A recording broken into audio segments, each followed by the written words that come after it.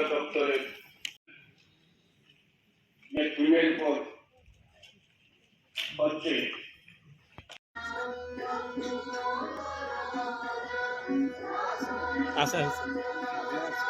বক্তব্য রাখবার জন্য বিনীতভাবে অনুরোধ করব রিটায়ার্ড প্রফেসর। আন্তর্জাতিক সেমিনার কথাটা যখন বললো ভাবছিলাম যে কোথা থেকে অন্যরা আসবে, তো বাংলাদেশ থেকে আমাদের পার্শ্ববর্তী দেশ অত্যন্ত আমাদের সাথে একটা সুন্দর সম্পর্ক। ওখান থেকে যারা এসছেন সবাইকে আমি স্বাগত জানাচ্ছি ত্রিপুরাতে। আমরা দেখেছি যে সভ্যতার অগ্রগতির সাথে সাথে বা টেকনোলজি যত ডেভেলপ করেছে, নিশ্চয়ই আপনারা সেটা বুঝতে পারছেন। কোন এক সময় আগে আমরা সিনেমা দেখতে যেতাম সিনেমা হলে, কিন্তু এখন কিন্তু যখন টেকনোলজি ডেভেলপ করলো আমরা কিন্তু সেটা কমে গেল, আমরা বাড়িতে বসে সিনেমা দেখি। কিন্তু তারপরেও যখন সিনেমা হলে সিনেমা দেখি তার একটা বিষয় আলাদা থাকে, অন্যরকম একটা ফিলিংস। তো যেমন অ্যাডভান্টেজ ডিসঅ্যাডভান্টেজ দুটোই আছে, মানে টেকনোলজি ডেভেলপের সাথে সাথে সেটা কিন্তু লাইব্রেরির মধ্যে আমরা দেখতে পেয়েছি। আমাদের মনে আছে ছোটবেলায় প্রতি রবিবার বীরচন্দ্র লাইব্রেরি প্রতি রবিবারে নতুন নতুন বই দেওয়া হয়। তো ভোরবেলায় এরকম হয় যে 4:30-5টার সময় গিয়ে ওখানে লাইনে দাঁড়িয়েছি, এবং কোনো কারণে যদি লাইন ছেড়ে এবং ঝগড়া হতো, আপনারা বিশ্বাস করবেন কিনা জানি না, আমার বয়সী যারা আছে বা যারা আমার পরেও হয়তো বা সেই সুন্দর দিনগুলো মনে আছে কিনা, ঝগড়া হয়ে যেত আমার ইচ্ছা এখান থেকে সরলো কেন এসব। তো এই যে একটা জানবার আকাঙ্ক্ষা, মানে একটা বিশ্বগ্রাসী ক্ষুধার যে একটা বিষয়, সেটা আমাদের মধ্যে কিন্তু সবসময় ছিল, জানার শেষ নেই। আর তখন তো আর ইন্টারনেট এসব ছিল না, লাইব্রেরি আমাদের একমাত্র ভরসা। বীরচন্দ্র লাইব্রেরি তো তার ইতিহাস বহু প্রাচীন, মানিক্য ডাইনেস্টির সময় এগুলো, মানে অনেকে মানিক্য ডাইনেস্টিকে তারা মানতে চান না, কিন্তু ত্রিপুরাতে আমরা দেখেছি বিভিন্ন জায়গায় স্কুল কলেজ এবং যে লাইব্রেরি প্রতিষ্ঠিত করার ক্ষেত্রে ওনারা সবসময় বরাবর কাজ করে গেছেন। তো সেখানে আমরা যেতাম, সেখানে আমার এখনো মনে আছে যে বোর্ডটা লাগা থাকতো, কিছু কিছু লেখক ছিল, সেই লেখকগণ কিন্তু নিজেদের নাম প্রকাশে অনিচ্ছুক। তো এদের শব্দ নাম আমার এখনো মনে আছে, একটা নাম জরাসিন্ধু, জরাসিন্ধু, কিন্তু আসল নামটা আরেকটা। তো এইরকম আমি একটা উদাহরণ দিলাম। এগুলোর মধ্যে একটা আনন্দ তৃপ্তি, কারণ উনি চান না যে ওনার নামটা প্রকাশ হোক, সমাজের বিভিন্ন বিষয় নিয়ে মানুষের সামনে রাখতে চান, যাতে ওনার নামটা মানুষ না জানুক। এবং এর মধ্যেই যারা লেখক যারা ছিল তৎকালীন সময়ে খুব আনন্দ পেত। মাননীয় প্রধানমন্ত্রীজিকে ওনারা যেভাবে সম্মান ওনারা করেছেন, সেটা কিন্তু আগে আমরা কখনোই দেখিনি। অর্থাৎ ভারতবর্ষকে আবার পুনরায় নতুন ভাবে দেখার একটা যে উইন্ডো, সেই উইন্ডো উনি তৈরি করে দিয়েছেন।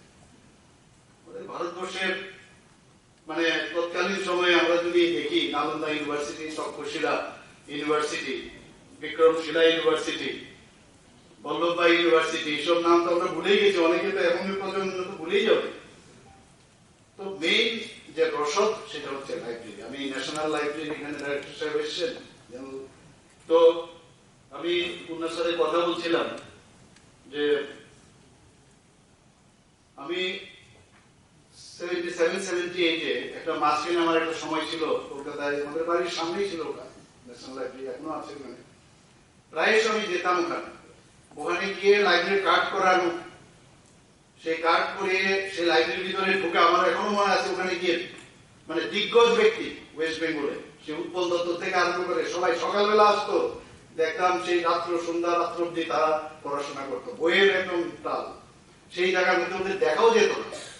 এবং এই কারণেই এটা সম্ভব হয়েছে যে রসদ ওনারা নিয়েছেন, মানুষকে সমাজ সম্পর্কে বিভিন্ন স্তরের বিভিন্ন ধরনের লোক ছিল, কিন্তু যার যার যে স্টেজ ছিল সেই স্টেজের মধ্যে থেকে ওনারা মানুষকে দেওয়ার চেষ্টা করেছেন। আমাদের এখানেও দেখুন, আমরা যখন ছোট ছিলাম বা আমাদের এখনো যারা মানে ক্লাব সংস্কৃতিতে এখানে মানুষ, আমরা সবসময় চাই আমাদের ক্লাবের মধ্যে এটাও থাকবে, একটা লাইব্রেরিও থাকবে। এটা এখনই কিন্তু ওই যে বললাম যে টেকনোলজির কারণে বই তো কিনে এনেছে, কিন্তু সেটা না কেউ নেয় না কেউ পড়ে, বা জায়গার সংকলনের কারণে সেটাও সমস্যা হয়। এইগুলো কিন্তু আমাদের ভিতরে কিন্তু লাইব্রেরির একটা বিষয় আছে, কিন্তু সেটা আমাদের যদি এখন যেটা বলা হয়েছে আমাদের মাননীয় প্রধানমন্ত্রী যে মার্গদর্শনে যেভাবে এখন বাজেটেও তার ব্যবস্থা রাখা হয়েছে, যা বললেন ডাইরেক্টর সাহেব, যে লাইব্রেরিকে আবার পুনরুদ্ধার করতে হবে এবং লাইব্রেরিতে বসা। আমি জানি না কতটুকু হবে, কারণ কলেজে আমাদের প্রফেশনাল কলেজ টলেজে কিন্তু লাইব্রেরি ছাড়া উপায় নেই। তাও কারণ বই এমন একটা জিনিস, যতই আমাদের কাছে এখন ইন্টারনেট থাকুক যাই থাকুক, সেটার কিন্তু মান্যতা একমাত্র বইয়ে যখন প্রকাশ করে তার আগে কিন্তু তার মান্যতা পাওয়া যায় না, এবং পরীক্ষায় লেখলেও হবে না।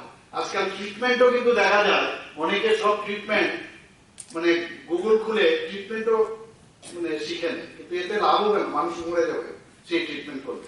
এবং সাইড এফেক্ট কি আছে কি না আছে সেটা বই পত্রতে যখন রিকগনাইজ না হবে ততক্ষণ হবে না। বই এখনো কিন্তু একটা বিশাল রিকগনাইজেশনের বিষয় এবং নিজেকে আবিষ্কার করারও বিষয়। আমরা ভারতবর্ষে আজকে শুধু রাজা রামমোহন না, একটা সমাজ সংস্কারক, শিক্ষাবিদ, কুসংস্কারের বিরুদ্ধে সারা জীবন উনি পরিশ্রম করে গেলেন। আজকে আমরা যারা এখানে আমাদের ছোট ছোট ছেলে মেয়েরা আছে বা আমরা যারা আছি, আমরা রাজা রামমোহন রায়ের কথা আমরা বলছি, 250 বছর ওনার জন্ম মানে জন্মদিন আমরা পালন করেছি। তার অঙ্গ হিসাবে এখানে আপনারা যারা 16 এবং 17 তারিখ সেমিনার ওনারা আয়োজন করেছেন, সত্যি আপনাদেরকে ধন্যবাদ দেব। ভারতবর্ষ হচ্ছে রিচ কালচারের জায়গা। ভারতবর্ষে এত রিচ কালচার, তার রেঞ্জ মানে যত এডুকেশনের দিক দিয়ে হোক, আমাদের সংস্কৃতি, কৃষ্টি যাই বলুন, পরম্পরা সবকিছু কিন্তু রিচ ভারতবর্ষ। একটা সময় ছিল যখন বিদেশ থেকে ভারতবর্ষে আসতো মানুষ পড়াশোনার জন্য, আর এখন আমরা ছেলে মেয়েরা যখন ইউকেতে বা সে আমেরিকাতে যায়, আমরা গর্বের সাথে বলি আমার ছেলে আমার মেয়ে বা বিদেশে থাকে, নিজেদেরকে খুব গর্ববোধ করি। কিন্তু ভারতবর্ষের কিন্তু এরকমটা ছিল না, মানুষ বাইরের থেকে আসতো। সনাতন ধর্ম থেকে আরম্ভ করে মানুষের সম্পর্কে, মানুষের ভাবনা চিন্তা, মানুষ কোন দিকে যাবে, কোন পথে চললে যে দেশ এবং সারা বিশ্বকে পরিচালন ক্ষেত্রে সুবিধা হবে, সেই শিক্ষা কিন্তু দিত। এখন কিন্তু তার এই পাশ্চাত্য শিক্ষায় আমরা কিন্তু অনেকটা ম্লান হয়ে গেছে। মাননীয় প্রধানমন্ত্রী যখন উনি দায়িত্বভার নিলেন, তারপরে দেখলাম যে আস্তে আস্তে করে ভারতবর্ষকে একটা উচ্চ মাত্রায় উনি নিয়ে গেছেন।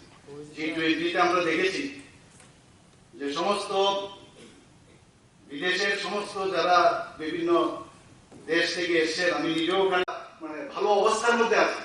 ওনারা যেভাবে এই জঞ্জাল সাফ করে দিয়েছেন, এর জন্য আমাদের ইজ অফ যে মুভমেন্ট সেটা সম্ভব হয়েছে। কাজে ওনাদের আমরা স্মরণ মানে করাটা খুবই বাঞ্ছনীয়, এবং মানে এই ধরনের ওনাকে স্মরণ করে আজকের দিনে ওনার যে চিন্তা ভাবনা, কিভাবে কুসংস্কারের বিরুদ্ধে আমাদের লড়তে হবে, এখনো আছে বলে মানে এত সহজে যাবে না।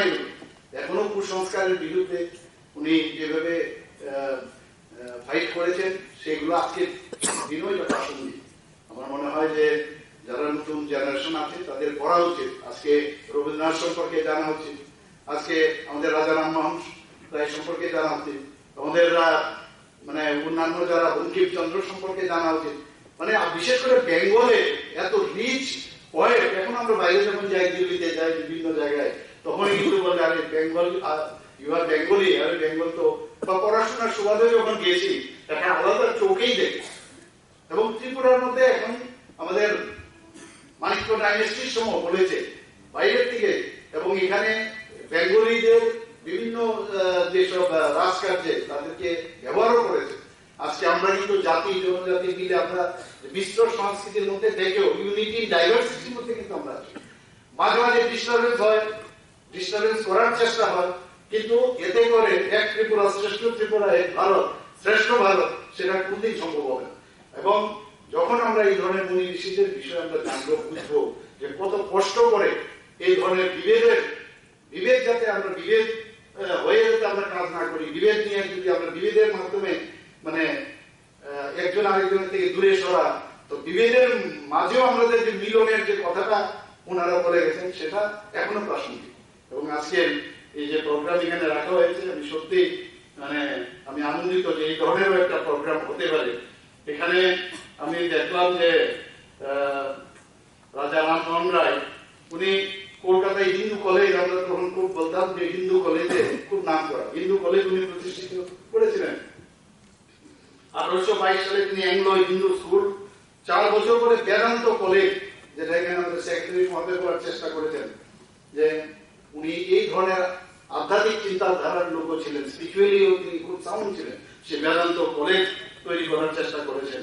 উনি একশ্বরবাদী যে মতবাদ, তার মধ্যে আধুনিক পাশ্চাত্য পাঠ্যক্রমের দুটোই লাগবে আমাদের। যেটা ভালো পাশ্চাত্য আমরা তো কাউকে বাদ দিয়ে চলছি না, যেটা ভালো নিশ্চয় আমরা নেব, কিন্তু আমার যে কৃষ্টি সংস্কৃতি সেটা যেন আমরা ভুলে না যায়। আমি বলবো যে এখন আমাদের যশস্বী প্রধানমন্ত্রী যে চাইছে যে লাইব্রেরিগুলোতে পুনর্জন্ম দেবো, আমি বলবো যে নতুন করে তাকে আবার আলাদাভাবে মানুষের কাছে নিয়ে যাওয়া। এখানে যেটা বলা হয়েছে ভিলেজ লাইব্রেরি, আমি ওয়েলকাম করি এই ধরনের চিন্তা ভাবনা।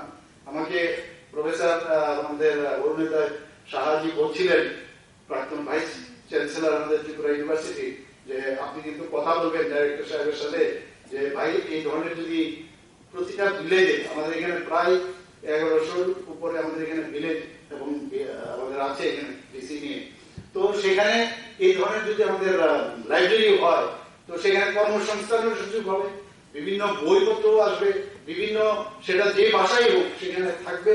তাহলে আমরা আমাদের নিজেদেরকে শিখতে পারবো, বুঝতে পারবো আমাদের পূর্বপুরুষরা কি দিয়ে গেছে। এবং তাকে আমি বলবো যে ওনারা যে ব্যাটন 4x100 যে মিটারের রেস আমি সব জায়গায় বলি, এরা ব্যাটন এইভাবে আমাদের কাছে দিয়ে গেছে, আমরা আবার নেক্সট জেনারেশনকে দিয়ে যাব। এবং সবসময় যেটা বলা হয় যে the show must go on, মানে চড়াই বেতি, সেটা আমরা আশা করি আগামী দিনও সেটা চলবে। সবাইকে অসংখ্য ধন্যবাদ। Subscribe to Tripura Info and press the bell icon so that you never miss any latest updates and news on Tripura.